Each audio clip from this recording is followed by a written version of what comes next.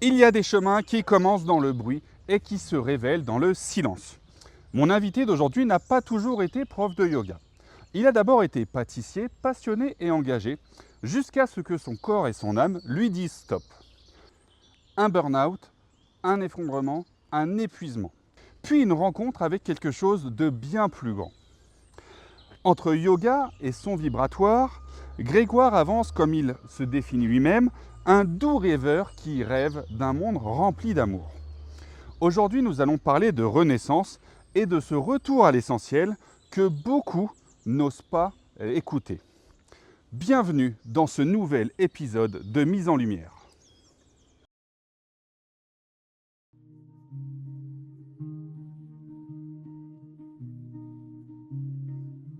Parce que chaque lumière mérite d'être révélée, chaque âme cachée mérite d'être écoutée.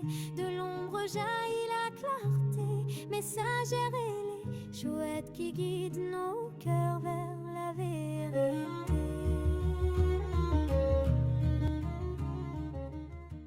Merci Grégoire de nous recevoir aujourd'hui pour cette belle mise en lumière. Tu as un parcours qui est très atypique. Et donc on est là pour parler un petit peu de toi, pour te mettre en lumière, ta pratique, comment tu en es arrivé là. Alors moi j'ai plein d'éléments de réponse que tu m'as fait, quelques transmissions d'informations pour préparer cette petite mise en lumière. On va parler au départ de toi, on va parler de ton burn-out, ce qui a fait que tu es arrivé là. On va parler après d'une expérience un peu difficile. Voilà. Et après, de toute ta pratique d'aujourd'hui. D'accord, Ça te va? très bien. T'as pas peur? Bon, on va y aller. On va y aller. Grégoire, tu te définis comme un doux rêveur. C'est ce que tu m'as répété à plusieurs reprises. Euh, Qu'est-ce que ça signifie pour toi? Ça signifie pour moi que malgré que des fois on peut être emporté un peu dans des tempêtes, des événements qui se passent autour de nous, même on ressent des choses assez violentes, je, je vois toujours comme cette petite étincelle un peu de lumière qui vient te dire que c'est pas grave en fait. Il faut essayer de relativiser un peu les choses et que finalement, en fait, bah ouais, tout n'est pas toujours très rose, mais au final, on sait que c'est ça reste pour la bonne cause, j'ai envie de dire. Je ne saurais pas comment vraiment l'exprimer avec des mots. Je trouve ça, c'est quelque chose qui s'exprime au-delà des mots. Mais c'est un peu, ouais, d'où le fait un peu doux rêveur où c'est vrai, des fois, je pourrais dire des choses et il y en a, ils pourraient me dire, ouais, bon, allez, redescends de ton nuage et tout. Ouais, mais non, en fait, c'est pas question d'être que sur un nuage, c'est de se dire que bah, ma vision des choses fait que je ne sais pas que je mets un voile sur ce qui est négatif et tout. Je le vois, mais j'essaye aussi dans des fois des situations qui sont peut-être négatives, bah, de me dire que ouais, il y a peut-être ça, mais ça va peut-être m'amener à autre chose. Ou regarde, oui, il y a ça, mais il y a aussi ça aussi à côté en fait. Donc en fait, c'est un peu comme ça que je pourrais l'exprimer, Un on va peu le dire. monde des bisounours. Ouais, c'est un peu ça. On me le dit aussi. Justement, par rapport à ce que tu me dis, de toujours voir cette petite étincelle, quand tu vois le monde aujourd'hui, qu'est-ce que tu ressens? Qu'est-ce que je ressens? Alors le truc, c'est que ouais, il y a le monde, il y a plein de choses qui se passent, qui sont loin de tout être rose. Mais bon, moi je sais que ça fait très longtemps que j'ai plus de télé chez moi. Je suis très déconnecté. Alors il y en a, ils vont me dire, ouais, mais c'est pas forcément la bonne chose non plus. Trop connecté, c'est pas bon non plus. Donc c'est de trouver, c'est sûr, un Un juste juste milieu? milieu. Mais j'ai tendance maintenant à essayer de retourner vers des informations, mais des choses qui me paraissent vraiment justes. C'est-à-dire pas avaler ce que je peux choper facilement, mais quitte à aller chercher un peu plus ce qui me paraît juste. Et je remets toujours en question ce que je peux apprendre. C'est-à-dire que, ah oui, il y a ça qui se passe dans... Ouais, mais ça, c'est ce qu'on nous donne. Qu'est-ce qu'il y a peut-être derrière, en fait? Et du coup, ouais, c'est ça. Certes peut-être un monde des bisounours, mais De croiser les informations pour ouais, voilà, savoir le vrai du faux. Ok. c'est ça. Si demain il y avait quelqu'un que tu rencontrais pour la première fois, Mhm. comment tu aimerais qu'il te perçoive? Euh, Naturel, authentique. C'est-à-dire, C'est-à-dire que je travaille encore dessus, mais j'essaye je cherche pas forcément à ce qu'on me perçoive d'une certaine manière. C'est-à-dire que je vais essayer de me présenter tel que je suis. C'est-à-dire que, alors ouais, je suis peut-être que, enfin, les personnes qui me connaissent vraiment me voient toujours comme la personne un peu atypique dans le sens, j'adore marcher pieds nus. Bah voilà, j'ai rien au bout des pieds parce que pour moi, c'est être connecté à la nature, c'est quelque chose de très important. Je peux des fois être très calme et avoir ce côté hystérie en fait. Et ouais, j'aimerais bien qu'on me voit finalement peut-être comme quelqu'un d'entier, je pense. Ouais. Ça définirait bien la chose dans le sens où bah, on n'est pas forcément ou tout calme ou très joyeux. On peut être un mix de tout, un peu tout ça. Et bah, ça rejoint un peu, ouais, j'essaye de plus en plus être là-dedans, d'accueillir ce qui vient, les émotions, toutes les choses. Et bah, j'exprime un peu ça et essayer de me voir ouais, comme quelqu'un d'entier, je pense. C'est vraiment le mot qui définirait. Et tu aimerais qu'on te définisse entier, mais en étant entier, c'est qu'il y a un moment où tu n'étais plus entier. Ouais, Tu as travaillé pendant plus de 10 ans en pâtisserie, ouais. c'est ce que tu m'as raconté. Mm. Qu'est-ce qui a fait justement que ça a vrillé et que tu es passé dans ton burn-out? Quel élément, ou alors quels sont les différents éléments qui ont fait que, malgré 10 ans de passion, puisque tu ne travailles pas Ouais. 10 ans dans le même métier sans passion, qu'est-ce qui a fait que, ben, il y a un moment, tu pouvais plus? Bah, en fait, ouais, c'était un burn-out. Bon, j'ai pas été voir un médecin pour ça, mais surrénal qui était à plat complètement. Après, c'était un cumul. J'étais toujours dans ce côté faire, faire, faire.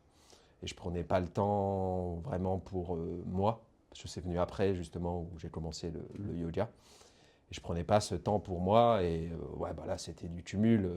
J'avais plus d'énergie. Je prenais du café, du sucre, enfin tout pour essayer de tenir le navire Ouais. à flot. Mais il y avait plus rien. Et puis du sport 2 fois par semaine, mais le soir, le lendemain matin. C'était un cumul de plein de choses. Et ouais, ce burn-out m'a fait dire attends, là, il y a un problème, quoi, en fait. Faut, faut peut-être remettre les choses en condition et ce qu'on nous offre, on va dire, de cette manière-là. Euh, on étudie, on travaille et tout, mais à un moment, peut-être se reposer à une question, se remettre un peu au centre. Mais qu'est-ce que je veux réellement, en fait? C'est ça. Et c'est vrai qu'après, ça a été Mais tout un cheminement. justement, ce moment-là, qu'est-ce qui t'a vraiment concrètement dit, ok, faut que je change de vie? Bah, ça a été. Faut que je change de vie, bah, ça a été dans le sens où des petits trucs, j'ai toujours été un peu à l'affût de ce que je peux ressentir ou des choses qui me viennent. Et ouais, des gestes, des pensées vraiment pas agréables, je dis, mais ça me ressemble pas, ça. Ça veut dire il y a quelque chose en moi qui ne va plus bien, en fait. Ou même avant même que j'ai eu, c'était la même période, mais 1 ou 2 mois avant. J'ai eu un petit accident, pas très grave. Je rentre, je m'étais juste arrêté sur le bas-côté sans couper le moteur. J'arrive chez moi, je coupe le moteur. Je sais pas, une sensation, je dis je vais essayer de redémarrer. Je redémarre, impossible. Et je vois mon portable, je vais pour appeler le dépanneur et je jette mon portable. Et là, je fais mais là, il y a quelque chose qui n'est plus moi, en fait, le véritable moi, on va dire. Et je dis là, faut que faut que C'était un premier déclic, puis le deuxième déclic, ça a été ouais, une semaine où complètement épuisé et en même temps pas cette capacité de dormir, bah, burn-out quoi. Et ouais, après ça a été une grosse remise en question de qu'est-ce que je vais faire parce qu'on est toujours dans cette idée de faut que je travaille, il faut que je ramène de l'argent. Ça a été tout un processus et bon après il y a plein de choses quoi. Et justement, cette période-là, donc d'épuisement, Mhm. qu'est-ce qu'elle t'a appris sur toi? Qu'est-ce qu'elle m'a appris sur moi que bah, finalement la priorité n'est pas là forcément là où on pense. C'est-à-dire que certes il nous faut de l'argent peut-être pour vivre, pour acheter, pour tout ça. Mais retourner à soi en fait, à ce qu'on veut réellement, à se rappeler aussi des fois de bah, enfant, qu'est-ce qu'on voulait, qu'est-ce qui nous émerveillait, parce que des fois des choses toutes simples, moi je sais que c'est bon des bisounours, mais moi un truc qui m'émerveille tous les jours, pourtant je l'ai tous les jours, j'ouvre ma porte-fenêtre, j'entends le chant des oiseaux, mais je suis aux anges en fait. C'est simple, et ouais, revenir à des choses essentielles comme ça, se dire, bon, j'ai peut-être plein de choses à faire, Mais là, j'ai un besoin d'aller dans la nature. Vas-y, je vais me balader. Ça attendra. Et puis, ce qui est magnifique, je trouve, c'est qu'en général, on se relâche. On se dit, ah, j'ai perdu du temps des fois, parce qu'on est dans ce mécanisme de je vais perdre du temps à pas faire ci, à repousser. Et en fait, non, on se relâche et puis, ah, mais je vais faire ça comme ça. Et les choses se font beaucoup plus fluidement derrière, en fait. Ouais.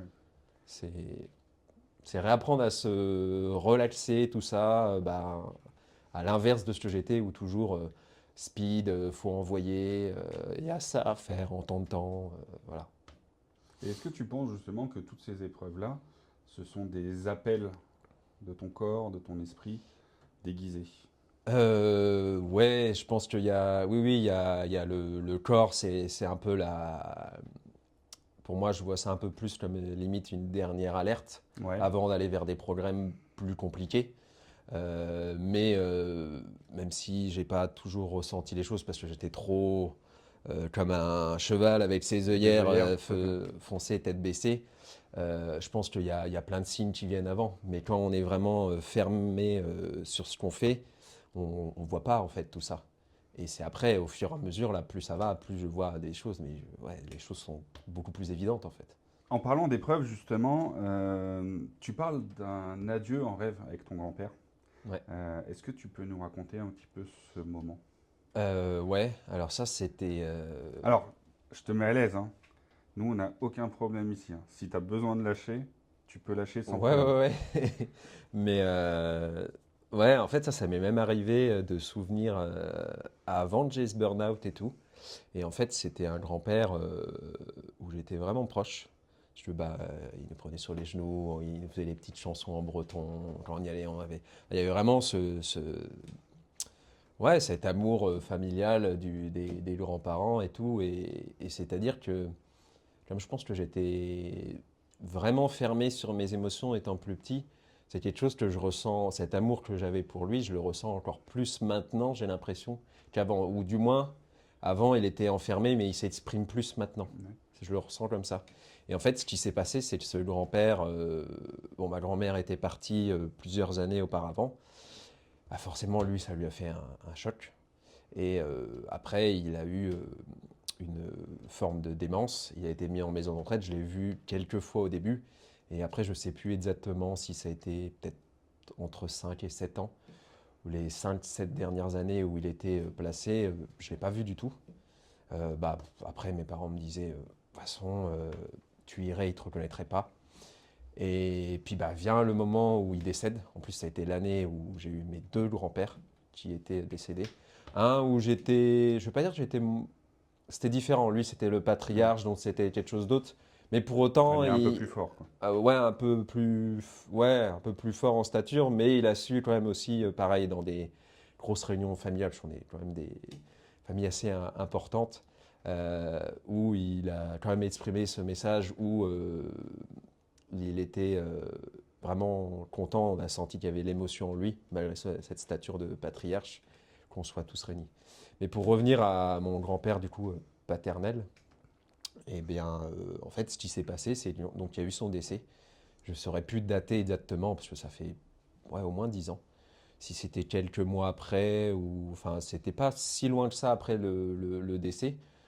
Parce que bon, moi, tout ce qui a été toujours un peu hôpitaux, tout ça, c'était un peu dur. Et je me rappelle encore un peu de l'image où il y avait la chambre mortuaire, c'était entrouvert et je n'y suis pas allé. Parce que tous ces trucs-là, ça me. Je sais pas. Je trouve que la mort, c'est un passage. Toute cette sanctification, je ne suis pas forcément à l'aise encore avec tout ça. Et, ouais, ce qui s'est passé, c'est qu'il y a eu. Bon, après, c'est les rêves, ou on l'appelle comme on veut. Des fois, on met des images par rapport à ce qu'on a pu voir ou des films et tout. Et moi, c'était un peu. Après, je l'ai raconté, mais je me rappelle surtout du début et de la fin, où en fait, il y avait ce côté où je rentre dans une maison, dans une maison, dans une voiture. C'était un peu plus style décor à l'américain, mais je pense parce que j'avais cette image des cimetières américains qui, je pense, me plaisent plus par rapport aux cimetières français, parce qu'il il y a tout ce côté herbe, nature, qui me parle. Que nous, c'est plus austère en France, en fait. Plus froid. C'est ça. Donc j'étais plongé dans cette image-là. Je rentre dans la voiture, là, je vois mon grand-père et en gros, de ce que je m'en souviens, c'est qu'on passe tout un moment ensemble. Et c'est vraiment la fin qui m'a marqué, où en fait, en gros, je me rappelle encore où il m'a dit bah, quand tu vas descendre de la voiture, je vais partir. Et là, j'ai eu ce sentiment que j'ai pu avoir cet adieu, ce au revoir que je n'ai pas eu en fait. Et finalement, ce qui s'est passé dernièrement, je me suis retrouvé en forêt, j'avais eu quelques douleurs et j'ai eu le droit à un soin par une amie chamane et puis d'autres amis, une qui avait pris mon tambour et une autre personne. Et puis la chamane m'a expliqué ça après. J'ai vu une figure qui était là auprès de toi et m'a expliqué qu'en fait, elle a vu mon grand-père paternel qui était là et en fait, il est là maintenant en tant que guide pour moi en fait. Donc en Moi, fait, il me suit toujours. j'ai à peu près pas vraiment la même histoire, mais avec mes grands-parents aussi. Moi, mon grand-père est décédé le jour de mes 8 ans. Oui. Donc, beau cadeau d'anniversaire. Et Mm. ma mère le jour de mes 30 ans. Mm. Pour dire que voilà, on a aussi un rapport avec la mort qui est assez évident dans nos chemins de toute façon. Ouais. Et moi, mes grands-parents maternels, j'ai mis 13 ans à leur dire au revoir. Mm. Parce que comme ils sont décédés quand j'avais 8 ans, j'ai dû attendre d'être mobile, d'avoir le permis, d'avoir un véhicule, Ouais. pour pouvoir aller me rendre au cimetière et leur dire au revoir. Et après, j'ai eu un acheminement personnel où effectivement, ils sont venus me voir en me disant qu'ils étaient toujours à mes côtés. Donc, je comprends parfaitement ton parcours et ton histoire. Et justement, tu parlais aussi de ça, de l'épreuve et du fait qu'on avance. Justement, comment tu as compris, avec le recul bien évidemment, parce que c'est pas sur le moment qu'on comprend, Ouais. c'est après, que cette expérience, ce rêve, avait une portée spirituelle. Je l'ai compris beaucoup plus tard, on va dire que... Enfin, beaucoup plus tard. C'est-à-dire que la spiritualité, je l'associe beaucoup plus depuis l'année dernière, vraiment. Ok. Même si le yoga, tout ça, il y a beaucoup de choses spirituelles, on va dire que j'ai jamais forcément fait l'association.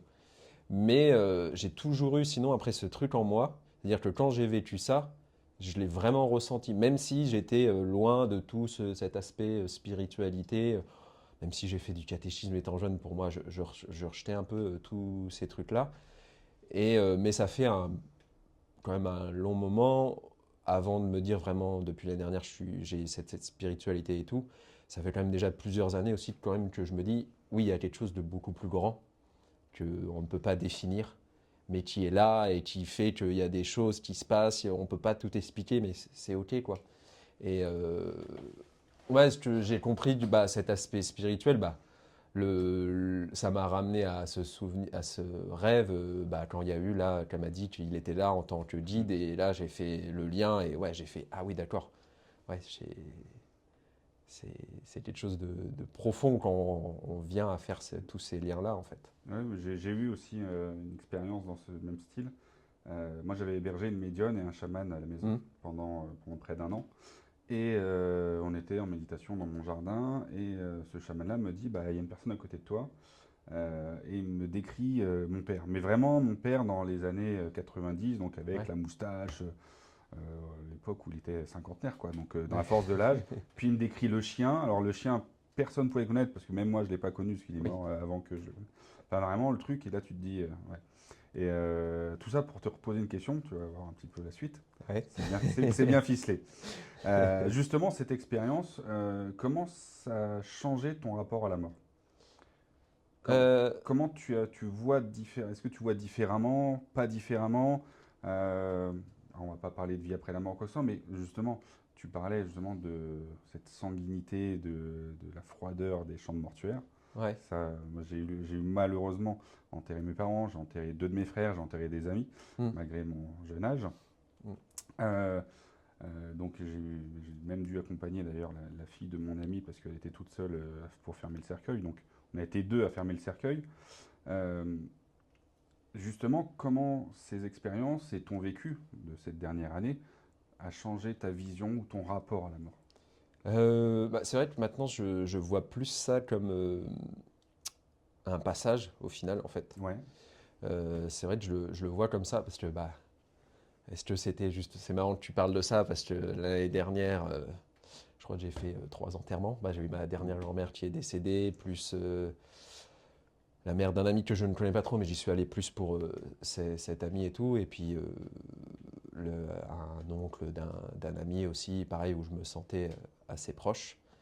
Et Ouais, je vois plus ça comme ouais, une forme de passage et alors est-ce que c'est encore mon monde des bisounours ou quoi, mais finalement j'accueille plus ça avec plutôt qu'avec la peur et tout. Alors il peut y avoir ça, certes il y a de la tristesse, mais après je vois ça aussi avec un côté, je vois de l'amour aussi en fait là-dedans. Parce qu'on finalement, ils sont peut-être plus là, mais on se remémore les bons moments qui ont pu être vécus avec ces personnes. Donc ouais, comme je dis, c'est un passage dans le sens où certes la personne n'est plus là physiquement, mais elle est encore quand même là en fait. Son essence est encore là, quoi. Donc on est d'accord que la question que je vais te poser, elle va être vite répondue, comme dirait l'autre. Euh, Tu penses que certaines connexions dépassent l'invisible? Enfin, dépassent le visible plutôt? Oui, oui, oui, carrément. Parce que en fait, c'est enfin plus ça va. Comme je dis, j'ai beaucoup appris sur la spiritualité l'année dernière. Euh, ouais, en fait, l'invisible dépasse ce qu'on voit en fait. Je le vois de plus en plus. Enfin, je le vois de plus en plus. Tu le Je le ressens. ressens de plus en plus. Ouais. On va parler maintenant, on va passer des choses un peu plus joyeuses.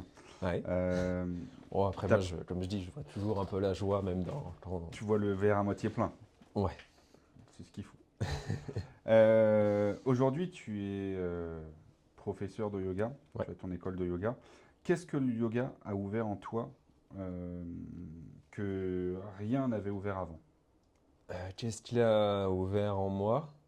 Le premier mot qui me vient, c'est vraiment cette paix Mhm. intérieure qui, bon, bah, bien sûr, toujours dans ce tumulte, parce que quand on a plus de 10 ans de tumulte et enfin toute une vie, pas mal de tumulte, forcément, il faut du temps, ça s'installe.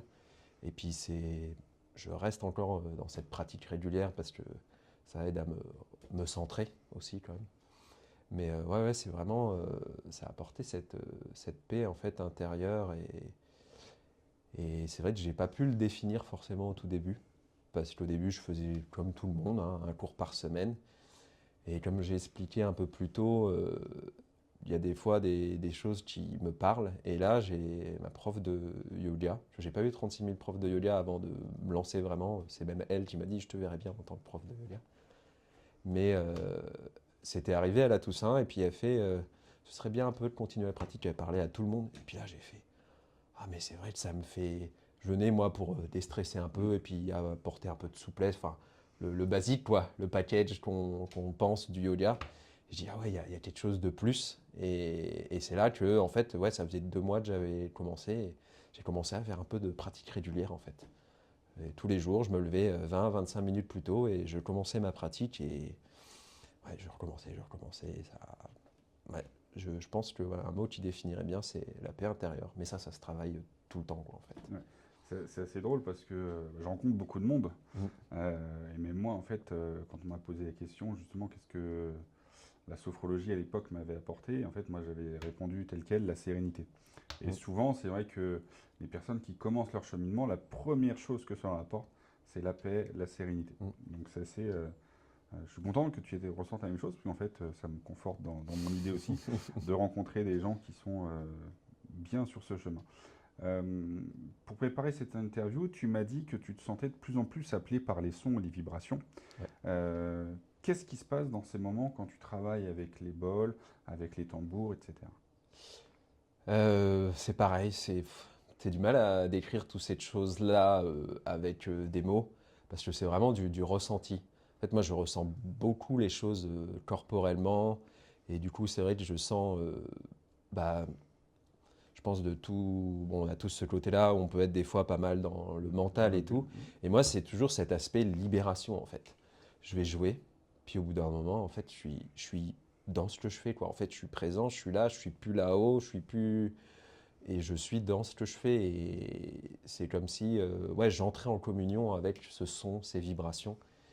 Et puis c'est marrant, en fait, toujours le chemin qu'on peut avoir, parce que j'allais commencer le yoga. J'ai rencontré mon ex à ce moment-là et c'est elle qui m'a offert ce premier module de sonothérapie.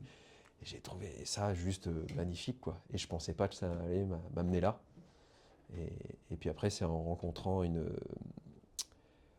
une coach ayurvédique où j'ai fait le Jyotish, qui est l'astrologie hindoue. Parce que j'étais Ok. intéressé depuis longtemps à l'astrologie, mais j'avais ce côté, j'avais peur que ça dicte un peu ma vie. Donc c'est toujours les peurs, voilà. Mhm.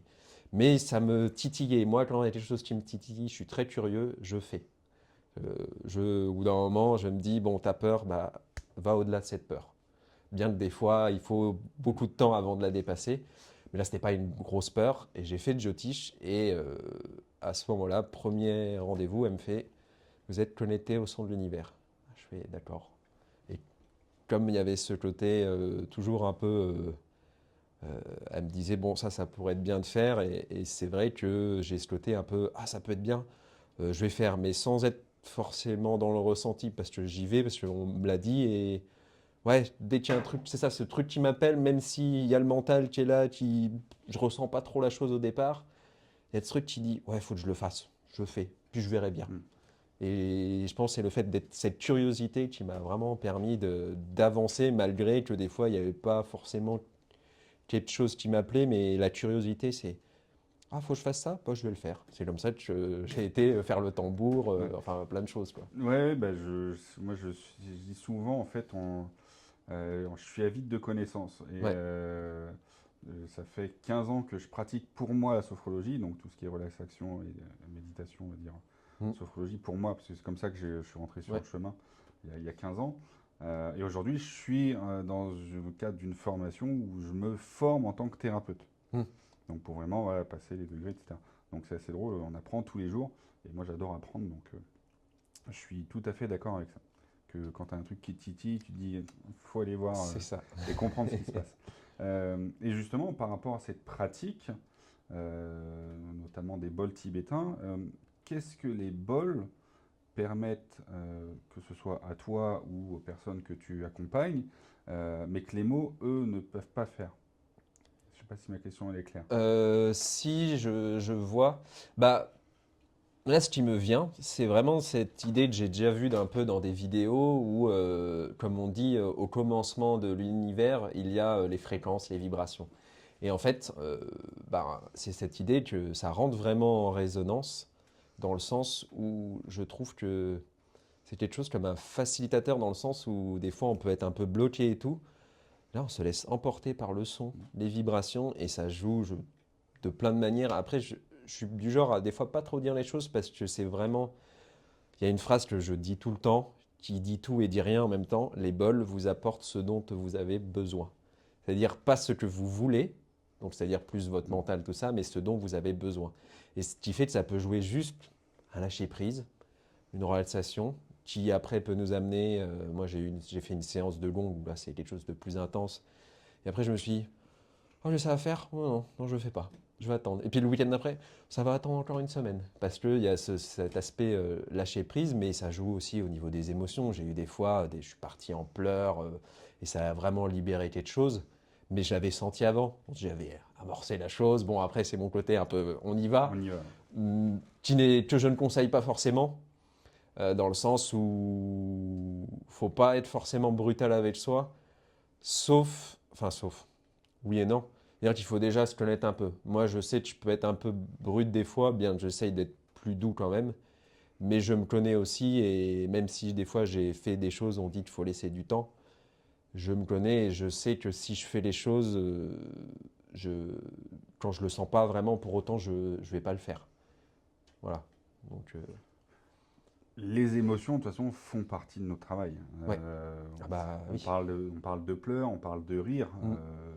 Je l'ai déjà dit dans une vidéo. Moi, je me rappelle d'un fou rire que j'ai eu, mais ça faisait tellement longtemps que j'avais pas eu de fou rire comme ça. Ouais. Ça m'a libéré. Tu parlais tout à l'heure, quand je t'ai posé la question sur les bols tibétains, que au commencement, les vibrations, les fréquences, etc. Donc la création, la nature. Justement, tu parlais du chant des oiseaux aussi, que Ouais. tu ouvres le matin à ta porte et que voilà, tu n'as pas besoin de grand-chose pour ta journée. Mm. Ton Ouais, chant c'est des vrai. oiseaux matinal, ça suffit largement. Justement, quelle place la nature a dans ton équilibre aujourd'hui? Elle a une grosse place. Alors, je pense que je ne lui laisse pas encore assez de place, dans le Ouais. sens où je suis encore dans cette déconstruction de faire, et plus être. Encore dernièrement. je suis les signes et j'ai vu une conférence qui me disait, même si on a quand même, comme je disais, de l'argent, tout ça à gagner pour vivre, tout ça, parce que c'est la société qui est comme ça, faut être déjà 60% dans l'être en fait, avant de dire faut que je fasse et tout. Et donc, mais je me rends compte que la nature, ouais, moi, c'est une base. S'il y a des moments où ça va pas et tout, faut rien faire, faut juste que j'aille dans la nature, faire un gros câlin aux arbres. Quand je dis un gros câlin, c'est des fois des embrassades, je pleure, mais des fois c'est aussi, j'ai pas envie de lâcher, et bah je m'accroche, je m'accroche, je m'accroche, je reste, comme si j'étais avec les bols, parce que des fois on a ce côté, on tient parce qu'on va peut-être chercher des choses qui sont un peu profonds en nous, qu'on n'a peut-être pas envie de lâcher. C'est ce côté un peu, j'ai envie de dire, de l'ego, d'aller plus vers lâcher ce qui... Non, non, on garde ça, on reste dans ce qu'on est, on va pas vers cet inconnu. Non, non, il faut ressortir ça pour aller vraiment vers ce qu'on est en fait. Et des fois, pour vraiment relâcher, c'est pas dire vas-y, je fais un câlin, vas-y, je fais 5 minutes de balade. Non, non, c'est faut y aller 15, 20, 30 minutes. Bon, vas-y, on relâche, voilà, faut laisser du temps au temps en fait. Toujours nos peurs, hein, Ah de toute façon, qui toujours, sont là. Hein. c'est ça. Et justement, aujourd'hui, pourquoi c'est si important de revenir au vivant? C'est si important parce que c'est la base. Mm. C'est-à-dire? C'est-à-dire que sans tout ce qui nous entoure, la nature, tout ça, moi je parle ne serait-ce que marcher pieds nus.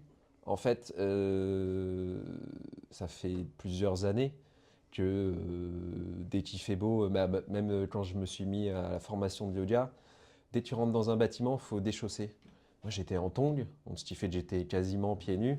Et ouais, j'ai fait passer, avant de devoir reprendre un boulot, que j'ai quitté depuis, euh, j'ai passé quasiment une année, c'était tongs et pieds nus. Et dès que je mettais des chaussures, je me sentais étriqué parce qu'il y a ce contact au sol, ce contact à la nature qui est nécessaire. En fait, on l'oublie, mais être en contact avec le sol, c'est aussi important que de manger, de dormir. On est d'accord. C'est une base. Mais aujourd'hui, comme tu disais, on est dans une société qui est normée. Déconnecté. Dans certaines sociétés voilà, un peu plus reculées, les gens sont en sabot. Dans Ouais. certains villages, le sabot était vraiment... Parce qu'il y a ce bois, cette nature naturelle qui c'est fait ça. qu'on reste en lien. Même dans tout ce qui est tradition amérindienne ou même Mm. dans tout ce qui est Europe de l'Est, on a ce rapport à la nature qui est beaucoup plus présent. Et effectivement, aujourd'hui, dans une civilisation, on va dire, moderne, on l'a de moins en moins. De toute façon, on voit les bâtiments qui se construisent. Avant, il y avait un parc ici. Il n'y a plus de parc. Ouais. Fait bon, ok. Comment tu fais pour rester toi-même, même dans ce milieu? C'est-à-dire que, alors, je rentre pas forcément dans la case du prof de yoga typique, ni du sonothérapeute. Là, ouais, même là, je suis encore en train de changer. Des fois, je me dis, est-ce que je suis vraiment à faire ça parce que je veux être différent? C'est certes, ça joue, mais je fais les choses qui me ressemblent en fait, qui m'appellent. Voilà, toujours des choses, soit parce que je rencontre un thérapeute qui me dit ça peut être bien, ou parce que je sens quelque chose. Des fois, on me dit de faire ça, mais en fait, j'ai une intuition que j'ai appris dernièrement qui est assez forte, qui me viennent. Mais bon, il y a toujours un peu ce côté mental. Non, non, c'est pas bien, on verra ça plus tard. Mais ouais, être authentique, je pense, c'est ça, c'est être vraiment tel que l'on est. Moi, le yoga, du coup, il y a beaucoup de sons, de vibrations. C'est-à-dire que je commence avec un bol, l'aspect relaxation, une petite relaxation. Le pranayama, dès que j'ai eu le tambour, ça m'a paru naturel d'amener le tambour pour la respiration. Et je trouve que ça amène quelque chose de formidable. Et j'ai pas été chercher l'idée ailleurs parce que c'est quelque chose qui m'appelait. Et là, ce qui m'appelle maintenant, c'est d'amener les huiles essentielles à la sonothérapie. Certes, ça va me distinguer des autres, mais c'est pas l'idée première. C'est parce que c'est quelque chose qui m'appelle en fait. Et c'est pour ça que je trouve que c'est bien authentique, c'est-à-dire on peut apprendre plein de méthodes, mais après à la fin, avec tout ce qu'on apprend, l'idée c'est de faire sa méthode dans le sens pas je veux être différent, dans le sens je veux faire quelque chose qui me ressemble et qui me ressemble parce que ce qui me ressemble sûrement à d'autres personnes, enfin ça va parler à d'autres personnes. Parce que quand on est le calque de quelqu'un d'autre, bah, je trouve que c'est un peu vide en fait. Ça manque de quelque chose. Et de toute façon, si les gens viennent, et pour moi, qu'il n'y a aussi pas de concurrence véritable, bon, bah, c'est sûr que si on est trop de personnes par rapport On est d'accord. au nombre de personnes potentielles qui viendraient, c'est sûr que là, oui, il y a un aspect concurrence. Mais si ça, souvent, il n'y a pas ça. Mais ouais, voilà, le fait d'être authentique, bah, on va vraiment parler à des personnes. Et c'est comme ça qu'après, je pense, les personnes adhèrent à ce qu'on fait parce que on est nous-mêmes en fait. On n'est pas la méthode. Certes, on a appris telle méthode, mais on l'a fait à notre sauce, quoi, en fait. Bah, c'est l'individualité, c'est-à-dire que toi, Mm. tu restes sur ton individualité, et c'est ce qu'il faut. Ouais, Moi, je le dis souvent, je dis on est 7 milliards sur la Terre, et il y a 7 milliards de façons de pratiquer sa tout à spiritualité, fait. Ouais. ou sa religion, peu importe comment tu l'appelles. On reste individu parmi un groupe. Donc oui, tu parlais d'individualité, et je trouve ça important de garder son individualité. On est dans un groupe, on est 7 milliards sur la Terre. Pour moi, il y a 7 milliards Mm. de personnes, donc 7 milliards de façons de pratiquer sa spiritualité. Et je trouve que c'est important de garder. Toi, tu parles d'authenticité, moi, je parle d'individualité. Mm. Mais c'est la même chose, Oui. ça veut dire exactement la même chose. Et dans ce monde, comment tu fais pour aujourd'hui et comment tu accueilles aujourd'hui les parts d'ombre? Que ce soit les tiennes, mais également celles des personnes que tu accompagnes et qu'ils doivent travailler. Alors, les parts d'ombre, ouais, c'est quelque chose qui m'est venu plus ces derniers temps. Parce que, comme je disais, les émotions, moi et tout, avant. Donc, que ce soit les émotions positives ou négatives, bien que le positif, forcément, c'est plus facile de l'accepter. Et j'avais cette tendance, bah, comme on dit, de mettre les choses sous le tapis. Puis bah là, bon, en ce moment, on n'a pas trop le choix. Et du coup, ouais, c'est pas mal ressorti. Bon, j'ai eu des conflits avec des personnes et tout. Et pour autant, c'est vrai que bah, bien qu'il y a des choses, bah, de toute façon, on pardonne jamais en une fois. Ça nous revient toujours Toujours. pour montrer on a compris quand même qu'on pardonne réellement.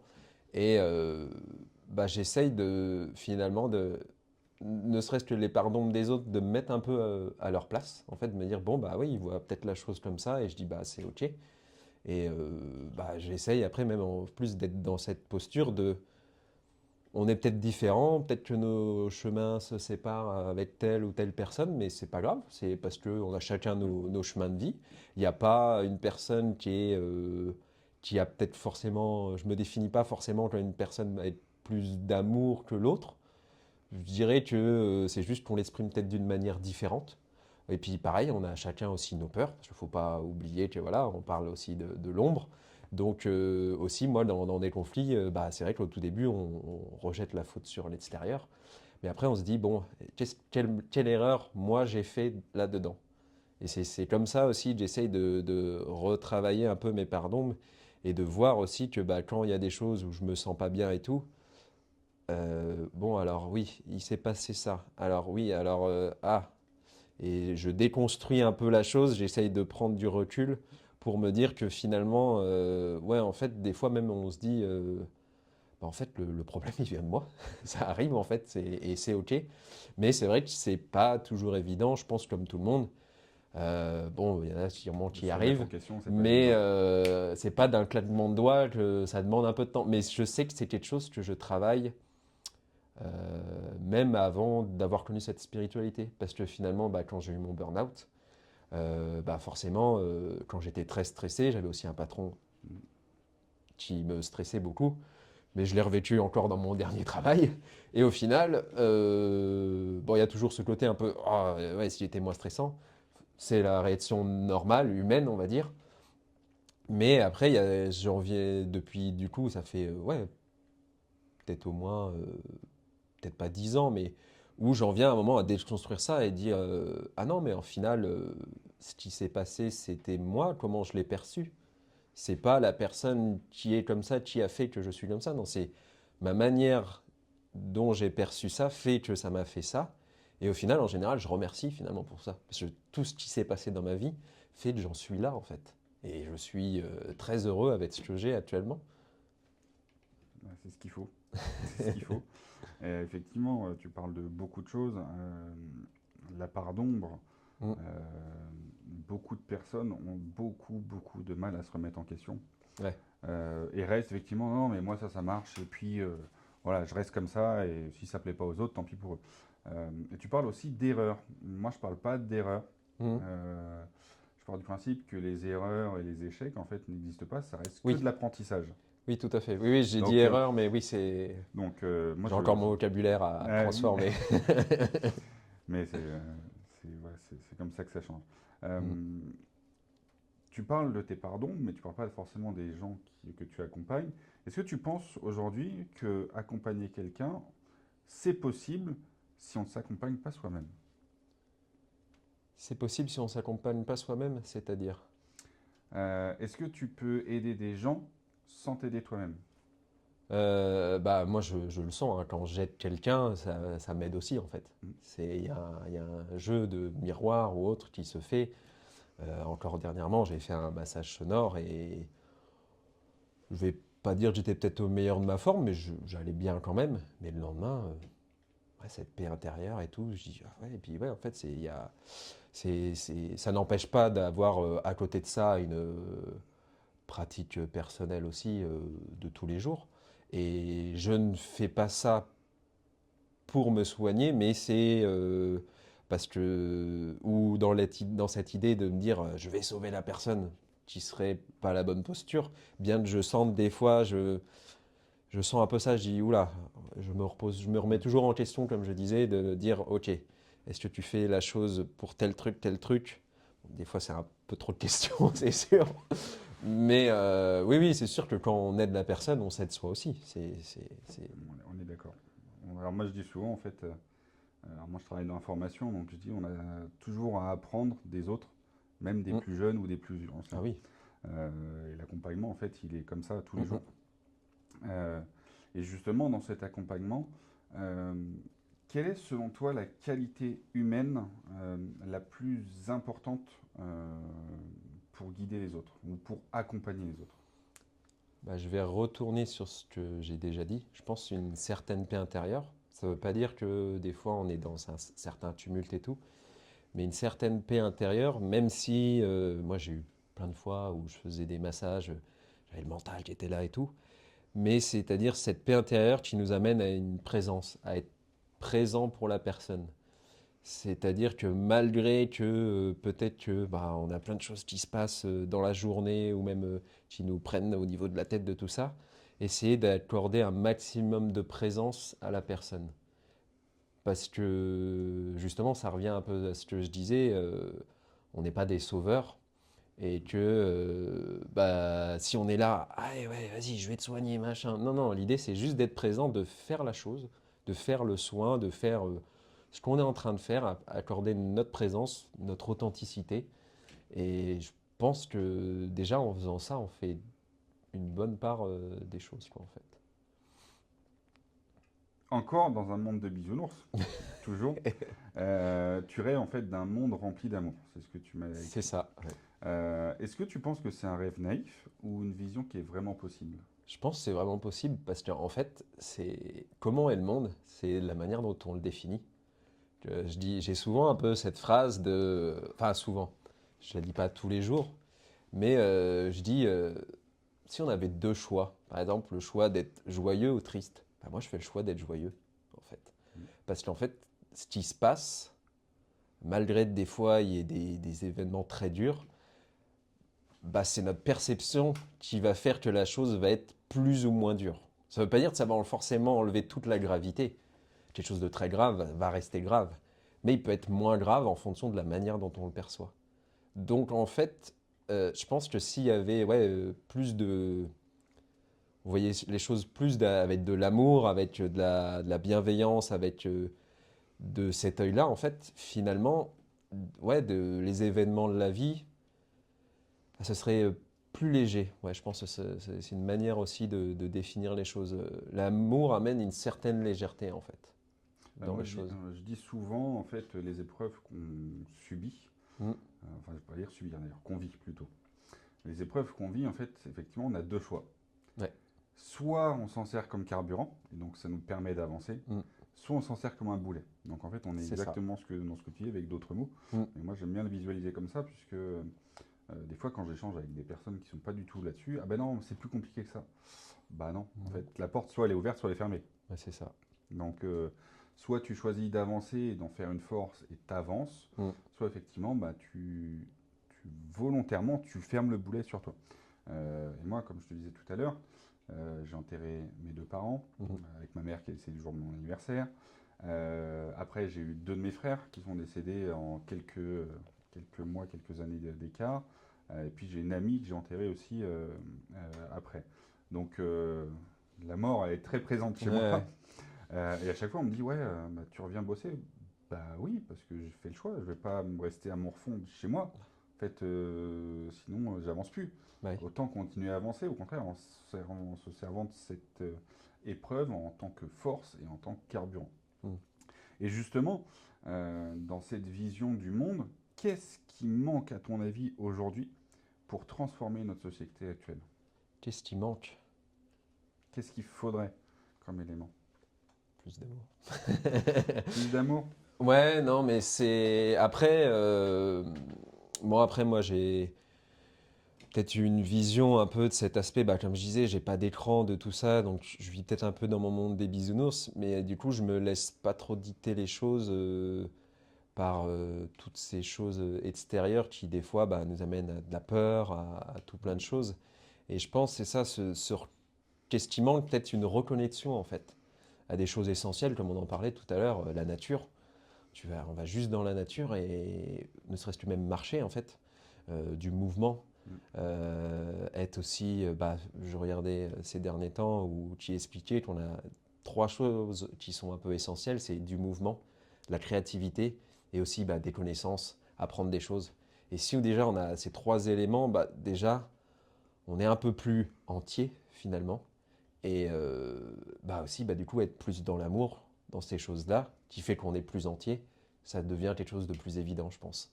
Et revenir ouais, à ces choses, je dirais un peu basiques en fait. Parce que c'est vrai que bah, quand on travaille et tout, alors on peut avoir du mouvement, mais peut-être pas de la bonne manière, parce que c'est un mouvement répétitif qui est un peu inconscient.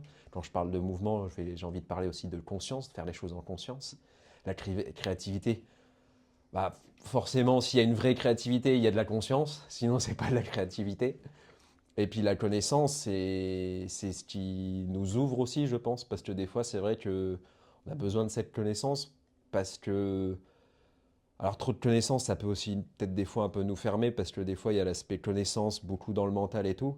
Et en même temps, le mental, je dis le mental, mais c'est aussi ça va au-delà du mental. On a besoin aussi de ces connaissances des fois pour s'ouvrir, pour dire ah, j'ai eu ça, ah, je comprends mieux, je fais des liens, et ça nous fait comme un soulagement, et puis c'est comme si, tac, je tâche un petit obstacle, et vas-y, je continue, j'avance encore. C'est pas évident, et justement, euh, comment tu replacerais la spiritualité au sens large, hein, d'accord, Hmm. au centre, en gros le retour à soi, hein, d'accord, Ouais. mais sans aller à l'extrême et sans la rendre dogmatique. Bah, en fait, c'est déjà l'émerveillement, petit chant des oiseaux, les choses qui sont là, en fait. Remercier pour ce qu'on a déjà, la gratitude, en fait.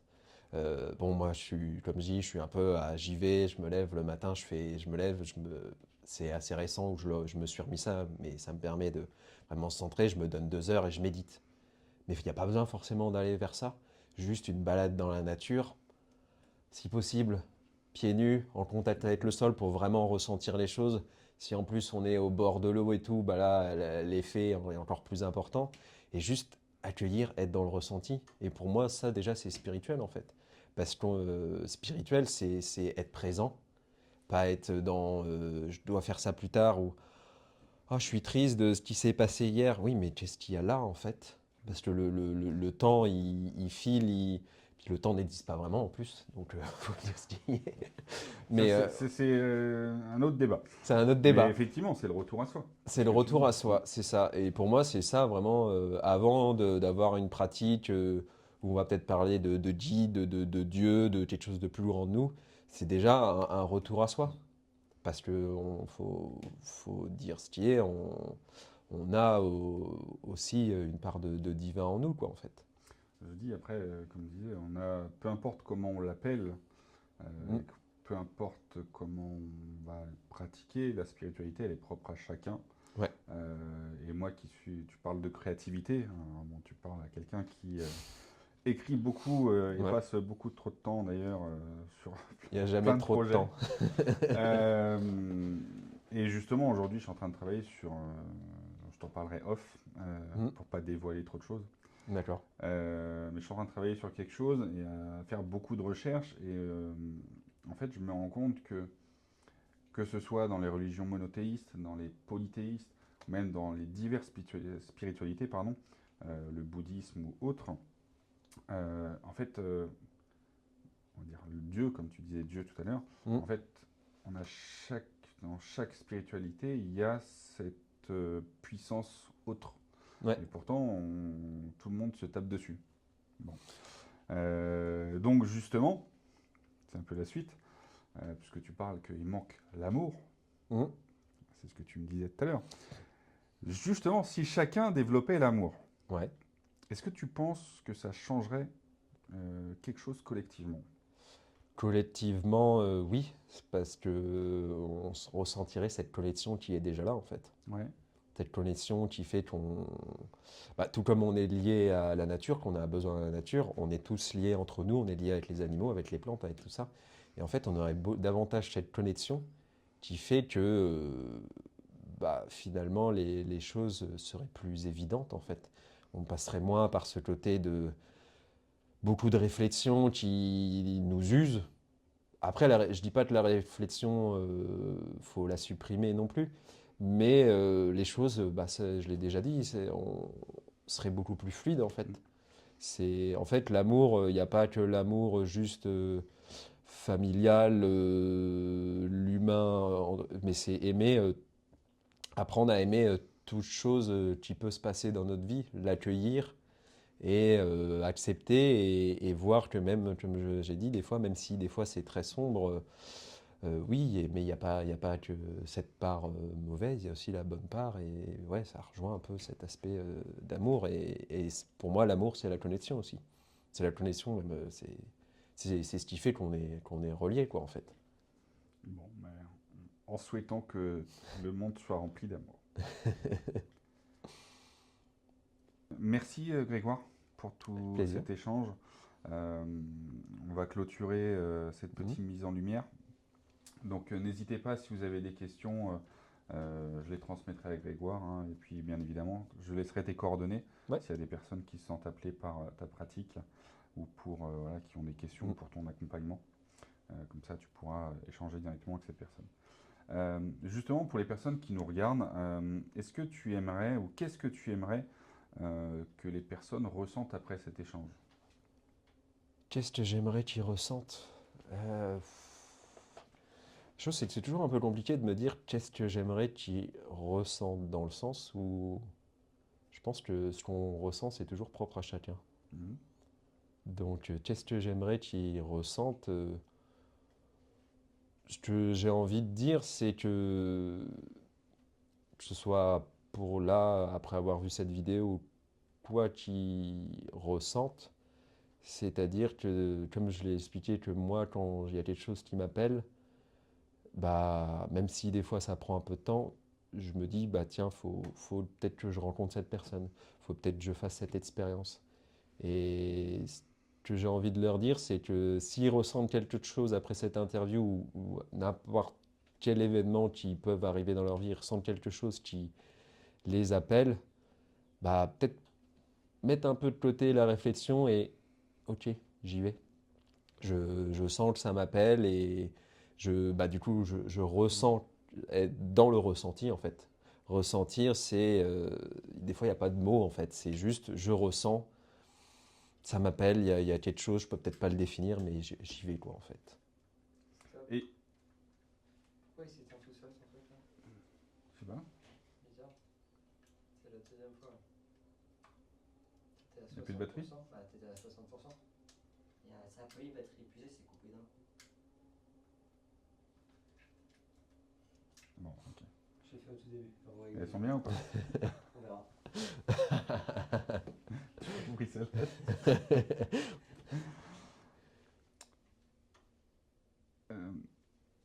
Donc on parlait des personnes qui regardent cette vidéo.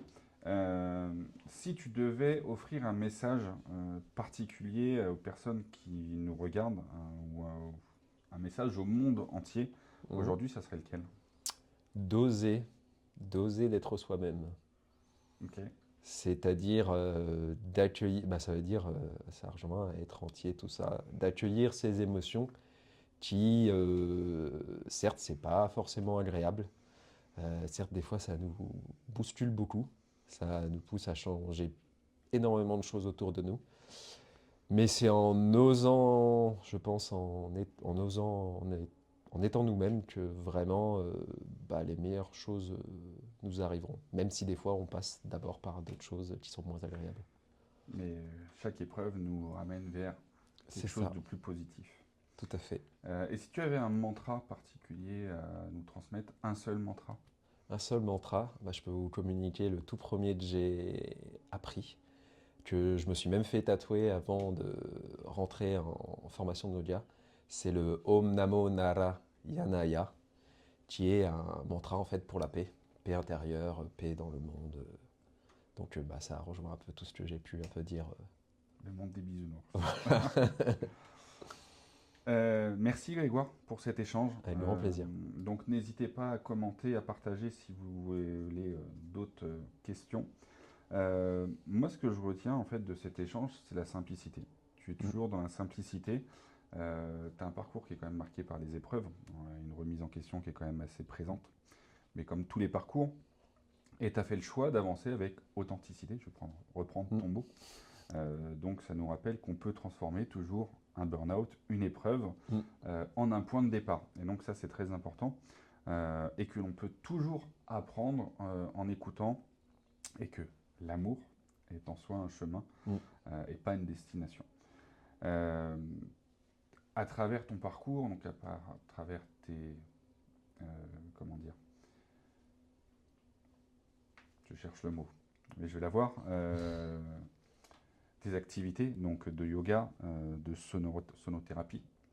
En fait, tu vas transmettre quelque chose d'essentiel, c'est le retour à soi, c'est ce que tu dis depuis tout à l'heure. Et puis en fait avec une douceur, une sincérité et puis une authenticité qui est quand même assez agréable. Donc ça c'est plutôt sympathique. Encore une fois merci de nous avoir reçus Merci à cette toi. belle matinée pluvieuse mais heureuse. Et vous qui nous regardez, n'oubliez jamais que chaque lumière mérite d'être révélée. Et on se retrouve à très bientôt pour une nouvelle mise en lumière. Dans le silence de la nuit, une flamme se lève, les étoiles murmurent les secrets de la terre-mère.